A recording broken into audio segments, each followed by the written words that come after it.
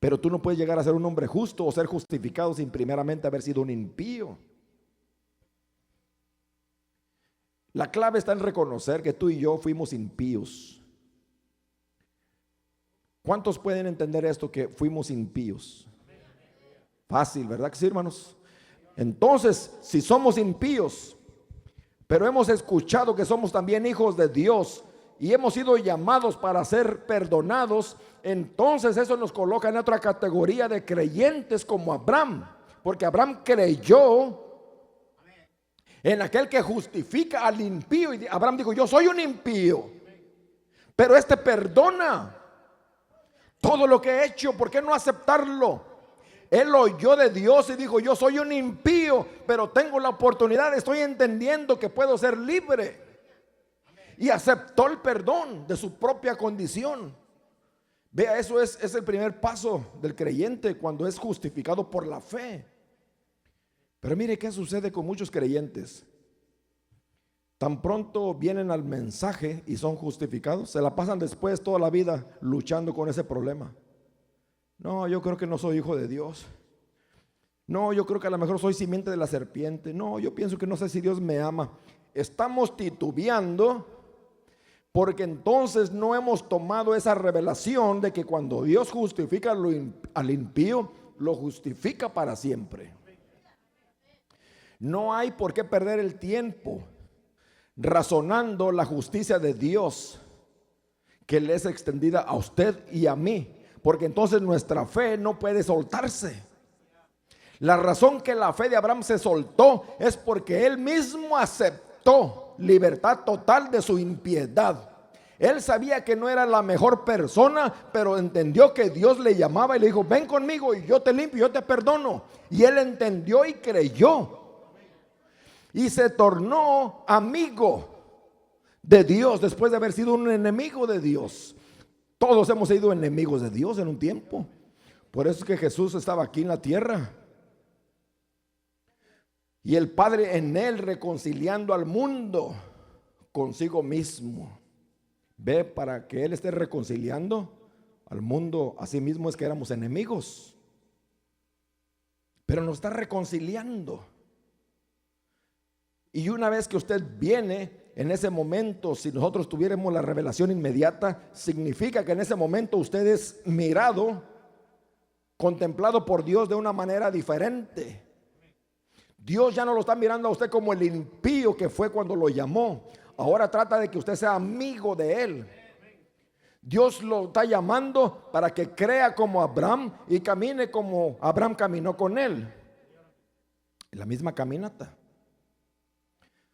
Sin embargo, todavía dudamos. Todavía luchamos con nuestra mente, con esas facultades que Dios nos dio.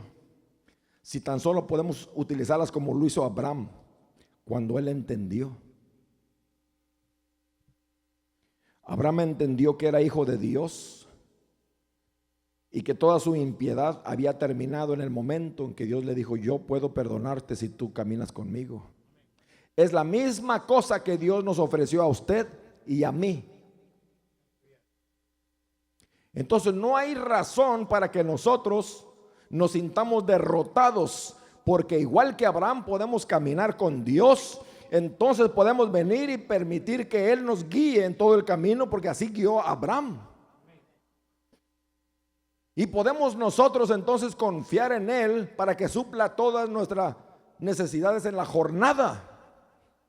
Mire, cuando hay una revelación así, entonces nos tornamos personas diferentes, porque vemos que el camino está abierto. Y que si un obstáculo se pone, podemos orar a Dios. Y sabemos que si Él nos oye, tenemos la respuesta y el obstáculo se tiene que mover. Esa montaña se va a mover porque usted cree que ha sido escuchado.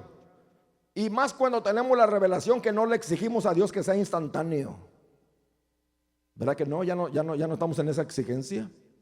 Cuando Dios vea que necesita ser instantáneo, Él lo puede hacer en su soberanía. Pero nosotros ya no tenemos que preocuparnos y de acelerar, decirle: Señor, cúmplemelo, pero ya. No. Ve a Abraham, 25 años creyendo. ¿Cuándo le dijo a Dios, Señor, cuándo? Pero Señor, yo no sé si soy hijo de Dios o no. Él jamás tuvo una duda de que él había sido perdonado de su impiedad y que ahora era un hijo de Dios y un amigo de Dios. El factor del tiempo ya no era un problema para Abraham. Él sabía que Dios era capaz de cumplir lo que le había prometido. Él no estaba interesado en cuánto tiempo iba a durar. Él simplemente le creyó a Dios. Eso es lo que nosotros necesitamos entender, creer ahora mismo y ser pacientes con el proceso del tiempo que Dios necesita para actuar a nuestro favor. Pero todos los días debemos de caminar creyendo como Abraham. Abraham creyó. No solamente ese día, siempre se mantuvo creyendo a Dios.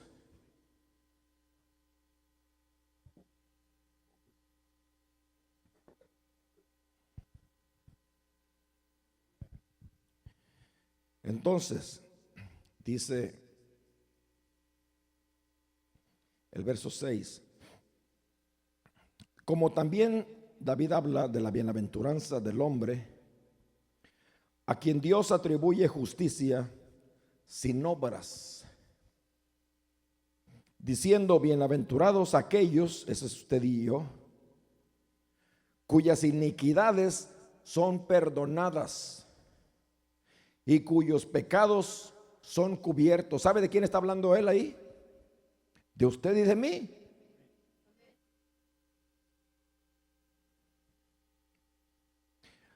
Habló del hombre, pero habló de usted y de mí también. Dijo de aquellos cuyas iniquidades son perdonadas. Increíble como podamos estar meditando en estos momentos. Muchos de nuestros hermanos y hermanas todavía luchan con este problema. Tan pronto el diablo viene a la mente por cualquier razón o por cualquier cosita, inmediatamente empieza uno a bajar el semblante y sentirse que no es uno digno, de que Dios no me va a escuchar o que no me escucha mis oraciones. Pero recuerden que si nosotros sabemos que hemos sido perdonados, ve que la fe está basada en el perdón.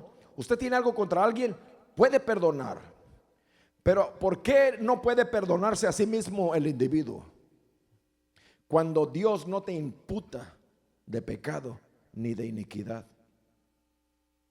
En el momento que usted creyó, yo no sé cuánto tiempo cada uno tenga, pero en el momento que aceptó a Dios como su Salvador, al Señor Jesucristo como su Salvador, en ese momento cuando tú lo crees genuinamente, Dios ya no te imputa pecado.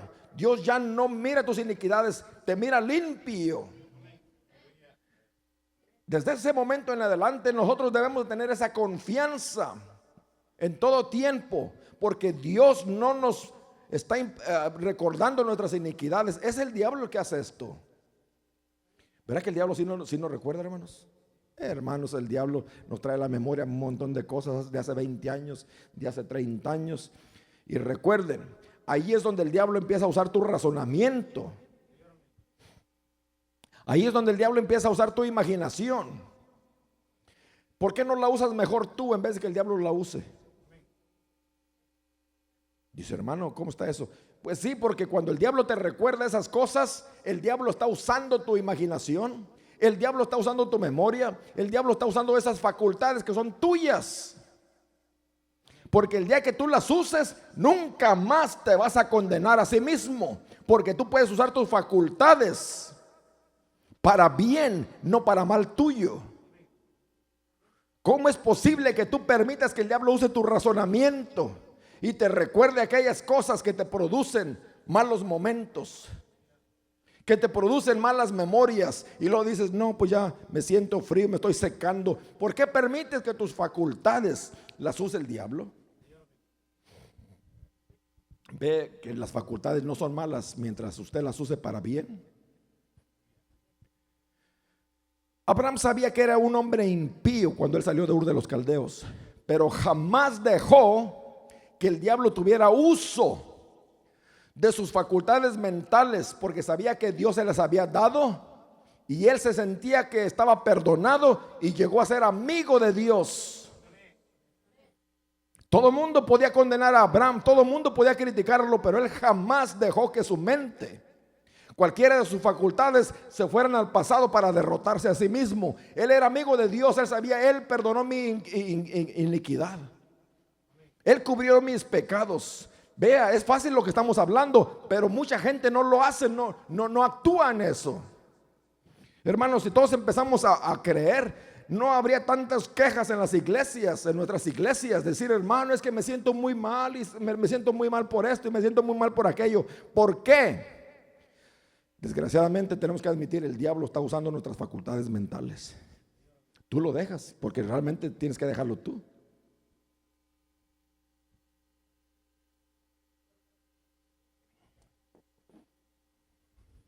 En todo momento en que te sientes derrotado, que te sientes mal, recuerda, tú estás pensando, pero eso es lo que tú crees, que tú estás pensando, pero es el diablo usando tus facultades mentales.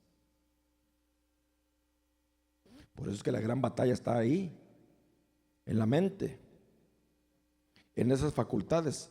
¿No nos dijo el profeta que tú debes de poner la palabra allí? Citarle al diablo y decirle, por sus llagas yo fui curado. Él pagó el precio por mí. No tengo por qué estar derrotado. No tengo por qué estar viviendo del pasado. No tengo ni siquiera por qué estarme sintiendo culpable de algo que ya fui perdonado. Hermano, hay mucha gente que todavía uno dice, 20 años hermano, 20 años hermana. Sí, pero me siento mal, yo no sé si Dios me perdonó. Hermanos, ¿cómo podemos alcanzar fe perfecta cuando tenemos dudas perfectas?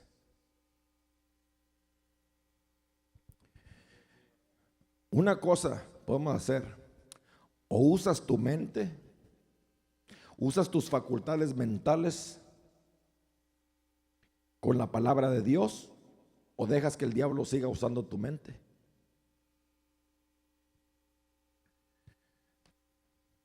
Abraham nunca dejó que el diablo volviera a utilizar su mente. Sí, seguro fue un impío. Yo no sé qué pensaba él. No sé qué hacía, la Biblia no describe muchas cosas, pero sí dice ahí que él entendió que Dios justificaba al impío, mostrando que él mismo entendió que era un impío. Pero después de eso, jamás se identificó como un impío. Él se identificó como un creyente. El creyente Abraham. Y dice el profeta, entonces usted tiene que entender que es un creyente. ¿No son creyentes ustedes, mis hermanos? Sí, hermano, yo creo. ¿Qué crees? Creo que Dios me justificó. Yo era un impío, pero es tiempo pasado. Eso es una revelación. Ahora soy un creyente. Usted es una creyente. Pero es que me recuerda. Déjelo que la use en su memoria. Está de usted que le deje al diablo usar su razonamiento. Usted tiene la habilidad de detener esas facultades y decir, no más soltar el razonamiento en esa dirección, no más usar mi memoria en esa dirección. Ahora soy yo el creyente. Ahora yo soy quien creo y puedo utilizar mis facultades a mi gusto. Son mías y Dios me las dio. Dios me dio una buena memoria para utilizarla ahora. Dios me dio un buen razonamiento para usarlo ahora. Un buen razonamiento va a tomar la palabra de Dios y decir, esto está correcto, esto es palabra de Dios. ¿Seguro?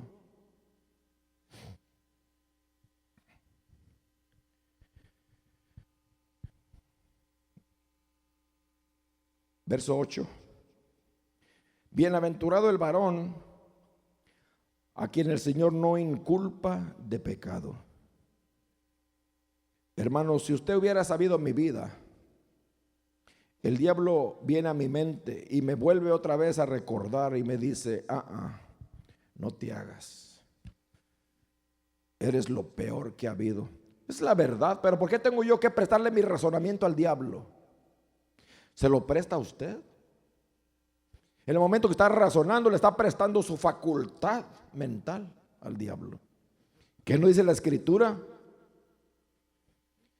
Bienaventurado el varón a quien el Señor no inculpa de pecado. ¿Qué nos recuerda cuando usted aceptó al Señor Jesucristo como su Salvador? ¿No cree que Dios lo justificó completamente?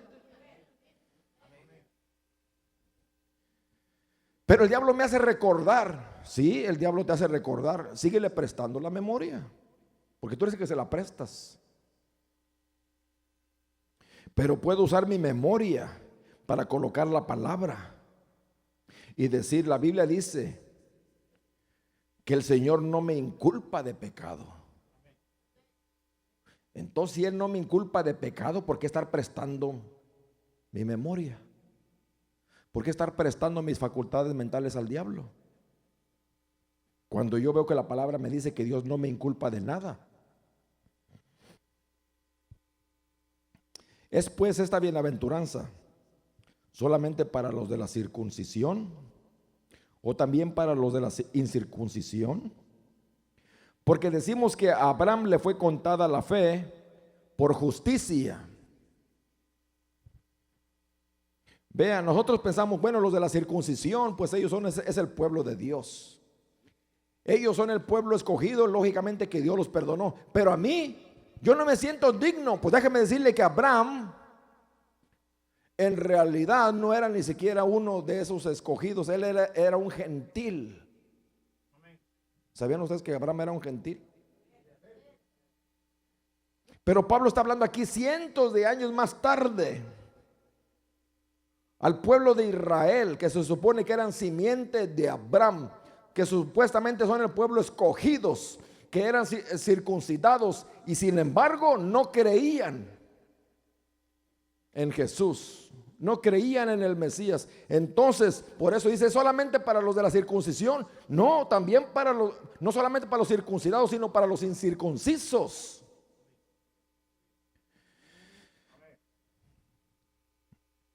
Porque decimos que a Abraham le fue contada la fe por justicia. ¿Cómo pues le fue contada?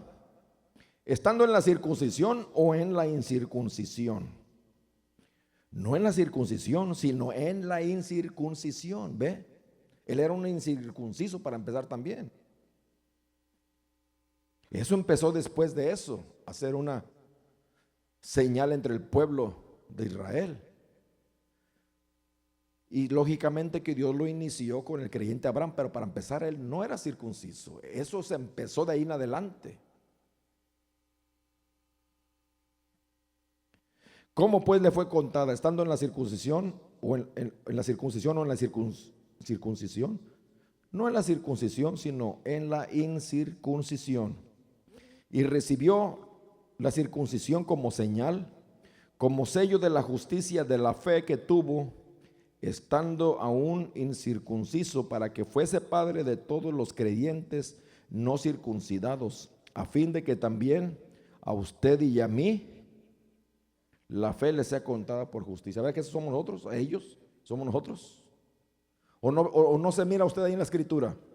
Cuando él está diciendo a fin de que a ellos está usted y yo allí, entonces es la misma regla. Es la misma cosa, la justificación es tan importante. Porque una vez que usted capta la idea de cómo es de que Dios perdona al impío y que nunca más le vuelve a traer a la memoria esas cosas, entonces tu lucha no ha sido con Dios, porque nunca te trae a la memoria esas cosas, pero el diablo es el que está usando tu mente y tus facultades mentales. Pero déjame decirte que en este día yo te digo que no tienes por qué más prestárselas. En este día puedes cambiar tu mente y empezar a caminar en otra dirección. Y cada vez que el diablo te haga recordar algo indeseable o que tú hiciste en el pasado, recuerda, dile, no te presto más mis facultades mentales, porque me pertenecen a mí, Dios me las dio y Dios me las limpió. No tienes por qué perder el tiempo con él.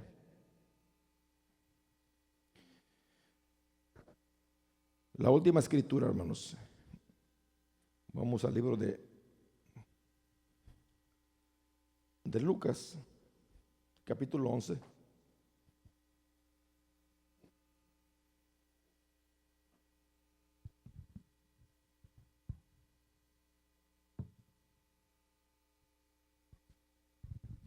Déjeme le recuerdo las mismas cosas que el profeta de Dios nos recordó a nosotros acerca de Jesús. Mire, Jesús tenía fe perfecta. Nosotros claro que lo admitimos. Él tenía una fe perfecta.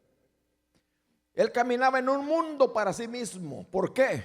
Porque no le prestaba al diablo sus facultades mentales. Él caminaba en un mundo diferente. Entonces, dice el profeta, esa fe perfecta que él tenía era porque sabía quién era. Él era el Hijo de Dios. Por eso podía hablar al Padre y decirle: Padre, si yo te digo Padre, yo soy hijo, hay una relación. Yo sé que cuando hablo tú me escuchas, y sé que cuando me escuchas tú contestas. Entonces la manifestación sale sobrando. Eso es en cualquier momento. Se fija, y caminaba en esa fe él. Sabía que iba a ser hecho. Mañana, pasado, no importaba, pero iba a ser hecho. Y el profeta cuando lo dice: y usted entonces debe de poner fe en lo que usted es. Usted está justificado de su impiedad. Levante la mano si usted lo cree. No titubeen, hermanos. Yo estoy justificado, no porque soy bueno, hermanos, sino porque simplemente creí en el que justifica al impío. Hermanos, de bueno no traía nada, pero le creí también. Y no he tenido que voltear para recordar lo que hice. Porque creo que Él me perdonó y cubrió todo, hermanos. No tengo por qué pensar en esas cosas, porque para empezar no tengo tiempo de prestarle al diablo mi memoria o mi razonamiento. Soy un creyente. ¿Y usted es un creyente el día de hoy? Seguro que sí. Ahora, otra cosa que le voy a decir: no solamente es un creyente, pero es un hijo y una hija de Dios también, igual que Jesús. La única diferencia es que nosotros nacimos en pecado y él no, pero somos hijos también de Dios. Dígame, cuando usted viene a pedirle algo a Dios, le dice usted a Dios: tío Dios, estoy enfermo, sáname. ¿Verdad que Dios no contestaría así? Porque Dios no encontraría relación. Él no tiene sobrinos. Usted no pudiera venir con Dios: abuelito Dios. No hay relación. Ve a Jesús. Usted no encuentra antes de eso que los profetas se dirigían aún de esa manera. Ellos decían siempre: Señor Jehová. Pero cuando llega Jesús, inmediatamente él empieza a usar el término de padre, mostrando la relación de hijo a padre, que escucha uno al otro y hay respuestas de uno a otro. Esa es la revelación que tenemos, que si pedimos algo nos oye, porque es la relación de padre a hijo. Si yo soy hijo de Dios, entonces Dios es mi padre, me escucha. ¿Entienden esto, hermanos? Jesús sabía que era hijo. Cuando decía padre, no dudaba: ¿no será mi tío? Entonces la pregunta viene a usted y a mí: si usted viene a orar a Dios, ¿no se dirige a usted y le dice a él padre? Y si usted le está diciendo padre, ¿por qué duda que él escucha y que te ama para mantener esa relación? ¿Ustedes creen que él te va a negar alguna cosa si es de acuerdo a su voluntad? La Biblia dice que no te niega nada. Pero el problema es que el diablo se ha ocupado de condenar nuestra conciencia, decir: no te quiere, tú no eres bueno, tú no eres nada. Y con eso destruye nuestra confianza en nuestro Padre, de tal manera que venimos a Él y no sabemos si es realmente relación de padre e hijo.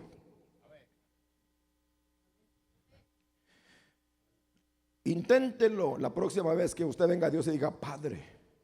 Más vale que lo crea, si no mejor ni se acerque. Porque si es tu padre te va a escuchar. ¿Me está entendiendo? Si es tu padre te va a escuchar, porque es la relación de padre e hijo. Hay relación, hay conexión. Eso te tiene que dar la fe que necesitas. Por eso es que él no tiene nietos. No hay relación de nietos. No hay relación de sobrinos. Solamente lidia con hijos e hijas. Bien, dice Lucas 11 y verso 11.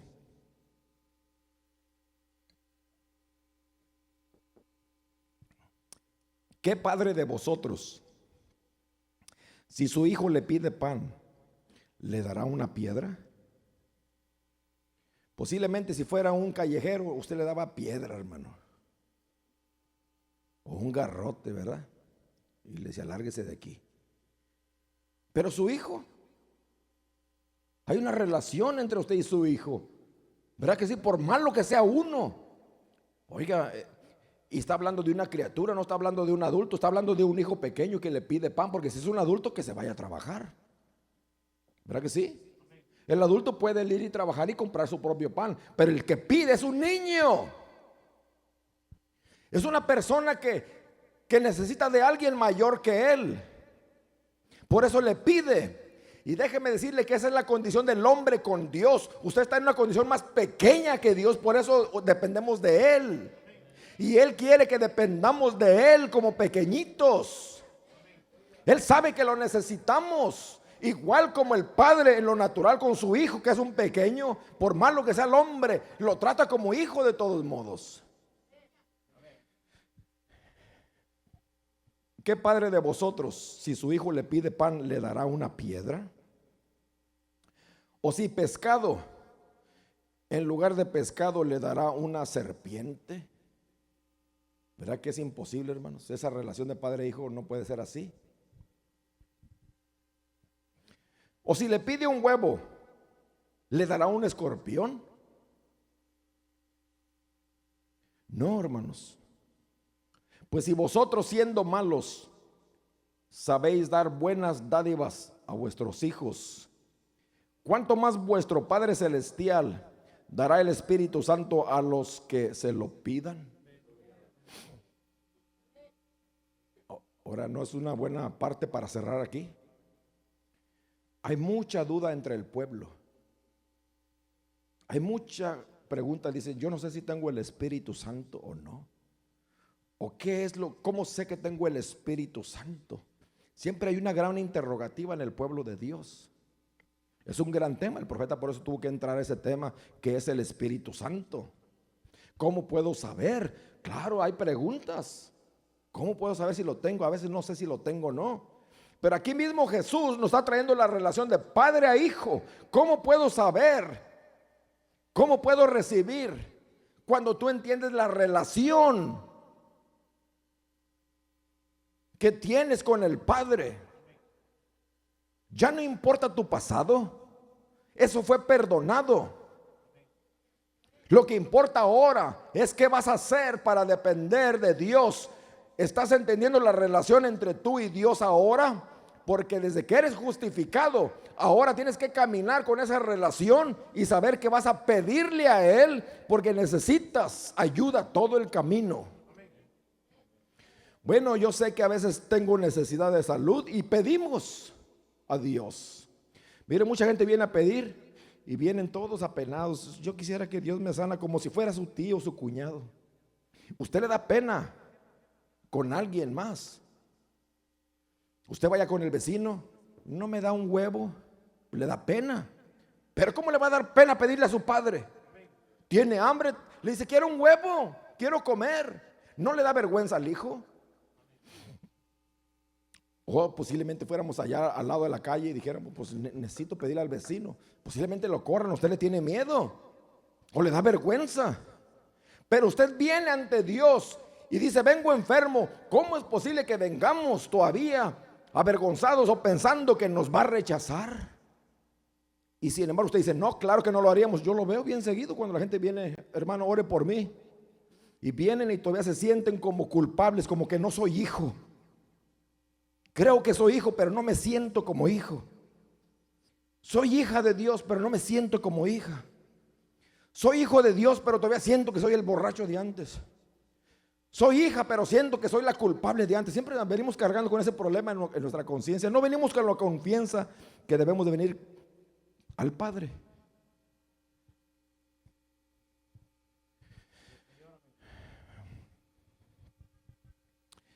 Entonces, nos ha acontecido en la sanidad, en la enfermedad, y venimos a Dios. Y aún ahí mismo fallamos a veces. Yo pienso que no hay razón para fallar de aquí en adelante por esto.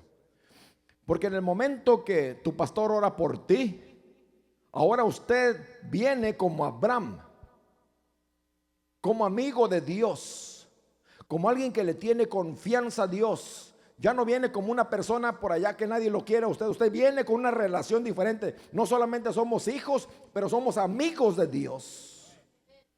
Entonces ahora entendemos el principio de que si yo vengo para que oren por mí, yo sé que en el momento en que se ora por mí, ahí queda concluido el problema, porque ya me contestó Dios. Si no lo cree así, hermano, mejor ni gaste su tiempo en venir a orar. Le quita el tiempo a uno al pastor. Ore y ore y ore y ore, ore por gente. Y la gente dice, pues no sé, no sano, no sé por qué no sano. Y sí es cierto, muchas veces el pastor no tiene power, yo creo que no tiene con qué, ¿verdad? ¿Cómo que no? Pero nosotros no sanamos a nadie. Es Dios el que lo hace. Yo no le prometí a usted sanidad divina, el que la prometió fue Jesús. Yo no le prometí a usted salvación, se la prometió Dios. Es Dios el que le promete y es Dios el que le cumple. Nosotros somos su hermano, somos siervos, somos servidores solamente para cumplir las promesas de Dios y llevarlas a efecto. Pero cuando usted recibe la oración de el pastor o de un siervo de Dios, usted ahí mismo dice, consumado es.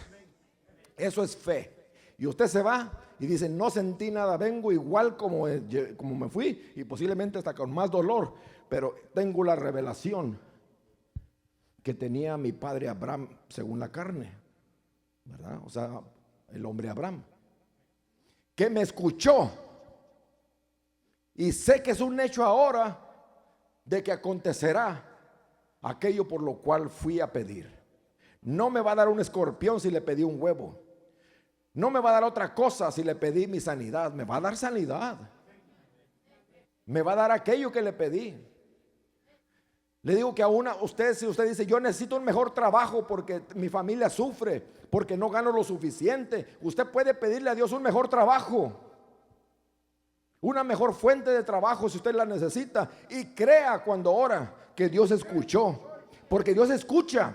Pero ¿de qué sirve que le pidas y te vas dudando? No hay razón para perder el tiempo, mi hermano. Pero cuando usted dice, yo sé lo que necesito y le he pedido a Dios esto, entonces tú solamente vas a usar de la expectativa que necesitas como creyente ahora para ver el acontecimiento. Yo no sé si esta semana te hablen a un mejor trabajo. Yo no sé si el mes que viene, pero una cosa sabemos, que ya se oró y usted ya creyó. Usted sabe que le oyó Dios, porque no es tu tío, es tu padre. Y no crea que Dios ignora a sus hijos. Si usted no los puede ignorar, ¿cómo te va a ignorar Dios? No puede. Jesús nos dio la ilustración. Si no puedes hacerlo tú en esta condición pecadora, ¿cómo lo va a hacer Dios? Ahora entonces, les voy a decir una cosa. Pues podemos hablar de la sanidad divina, podemos hablar de economía, podemos hablar de muchas cosas, pero esta parte es más crítica. Jesús está hablando aquí y está mostrando que aún la gente duda de pedir el Espíritu Santo. ¿Por qué? Si es tu herencia. Desde el momento en que tú te arrepentiste y te bautizaste en el nombre de Jesucristo, ¿qué es lo que acontece allí? Tus pecados te son perdonados. Esa es la promesa. Para perdón de vuestros pecados. Y una vez que acontece eso, hay una promesa de que recibirás el Espíritu Santo. Entonces solamente hay que pedir y recibir. Yo no te garantizo que lo vas a recibir instantáneamente. Hay quienes lo reciben así. Hay otros que dura tiempo. Lo que sí sabemos es que Dios oye. Y entonces ahí es donde tú tienes que entender que como hijo, tú recibiste de Dios una promesa, la tienes ahora, ahora es cuestión de buscar el momento de la manifestación en tu vida, pero búscalo, porque el que busca, halla. Mire, entonces, ¿cuánto más vuestro Padre Celestial dará el Espíritu Santo a los que se lo pidan? Cuando los apóstoles fueron al aposento alto, ¿sabían ustedes que ellos ya habían recibido el Espíritu Santo? Sí, lo recibieron 10 días antes, pero no se manifestó hasta 10 días después. Se fija cómo es entonces que la fe perfecta obra. Primeramente lo recibe ahora, aunque lo reciba 10 días más tarde. Jesús vino a ellos y les había dicho: tengan fe en Dios. Ya ven que yo hablé la palabra y no sucedió nada, pero otro día miraron el resultado. Él mismo lo mostró en su vida, que podía hablar y podía venir a existencia algo inmediato. Otras veces no, otras veces hablaba y no sucedía sino hasta más tarde.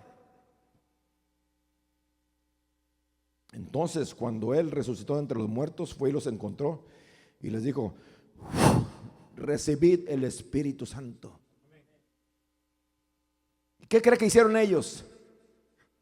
Lo aceptaron, lo recibieron. En ese momento era de ellos la herencia, ¿verdad que sí? En ese mismo momento en que la palabra fue hablada, ellos recibieron. Igual que usted, cuando se le da la promesa, recibe primero. Entonces usted cree que Dios te escuchó, usted puede empezar a testificar, a dar gracias a Dios, porque ellos después duraron 10 días en el aposento alto, glorificando y dando gracias a Dios, y esperando solamente la manifestación final de esa promesa. Ve, por eso es que la gente batalla en recibir la manifestación, porque para empezar no reciben primeramente la promesa sin sentir. Por eso el profeta dijo: uno de los misterios que Dios reveló en este último día, dijo, fue el bautismo del Espíritu Santo sin sensación. Eso aconteció 10 días antes de Pentecostés. Recibieron el bautismo del Espíritu Santo sin sensación, pero nadie vio nada, no sintió nada, no sintieron nada, pero lo recibieron. Y la gente le preguntaba al hermano Branham: pero ¿cómo sé, hermano? No he sentido nada. Pues es que así se empieza, sin sensación. Pero entonces usted, una vez que lo cree, espere, en cualquier momento se va a manifestar. Y usted sabrá cuando se cumpla esa promesa en usted. Pero la razón que se cumple es porque primeramente cuando lo pide, lo cree. Usted continúa adelante. Es la misma persona. No ha experimentado nada, no ha sentido nada. María tampoco había sentido nada, pero dijo: sea hecho conmigo conforme a tu palabra. No sintió nada, aunque días después sintió. Lo importante es recibir la palabra, hermanos. Pero nosotros siempre fallamos porque queremos sentir algo primeramente. Esa es la inversa. Primeramente créalo, después lo va a sentir. Y fíjense ustedes, hermanos, cuando ustedes le han pedido a Dios, aún el Espíritu Santo, ha habido ocasiones en que Él se ha acercado a ustedes lo suficiente para que entiendan que su presencia está con ustedes. Dios es muy tremendo. Él se acerca a usted y le hace sentir su presencia. ¿Ve que eso? ¿Qué es eso? Es el Espíritu Santo. Lo único que Él está esperando es que usted pueda entender y encuentre la manera de rendirse a Él, como aquel árbol plantado junto a ríos de aguas, que se sienta a meditar en esa promesa que usted recibe y diga: Padre, entra a mí, no solamente a mi carne, porque Él puede entrar a su carne, puede ungirlo en su carne, sentirse bien en la carne, pero todavía no es lo suficiente. Debe dejarlo que entre más adentro de usted y entra a su espíritu. Y la gente se regocija y empieza a hablar en lenguas y profetizar y dicen: ya lo tengo. Sí lo tiene, pero déjelo entrar más adentro, hasta el lugar santísimo, hasta su corazón. Y ahí es donde mucha gente ha batallado para entenderlo. Dice, yo no sé si lo tengo porque yo lo he experimentado, pero encuentro que todavía a veces me hago cosas que no debía haber hecho. Mire, es que hasta que Él entra hasta el corazón, es cuando Él toma todo el control de usted. Cuando Él entra a su corazón, Él toma el control.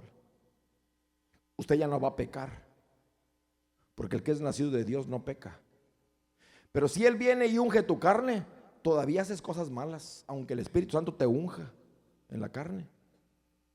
De hecho, puede entrar más profundo y puede entrar a tu espíritu. Y puedes hablar en lenguas, puedes profetizar y todavía hacer cosas malas. Dices, no entiendo esto, con el Espíritu Santo, con el Espíritu Santo. Eso es uno de los misterios. El profeta dijo, yo me encontré con este misterio primeramente entre los pentecostales. Y dijo, y me rasqué la cabeza mucho, también no entendía yo esto. ¿Cómo una persona con el Espíritu Santo? Dijo, había dos hombres allí. Uno hablaba en lenguas, el otro interpretaba. Dije, estoy entre ángeles, tienen el Espíritu Santo. Y sí lo tenían el Espíritu Santo estos dos hombres.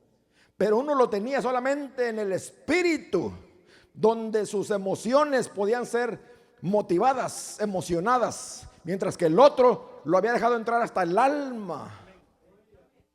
Ve, por eso el profeta dijo, por eso usted puede tener el Espíritu Santo todos los días de su vida y todavía se va al infierno. ¿Cómo, hermano? Porque solamente lo ha bañado hasta la carne o hasta el espíritu. Pero cuando entre hasta el alma, ya no se va al infierno, se lo lleva al cielo, porque ya tiene el control de su alma. ¿Ve por qué nosotros debemos de profundizarnos más en entender que es mío?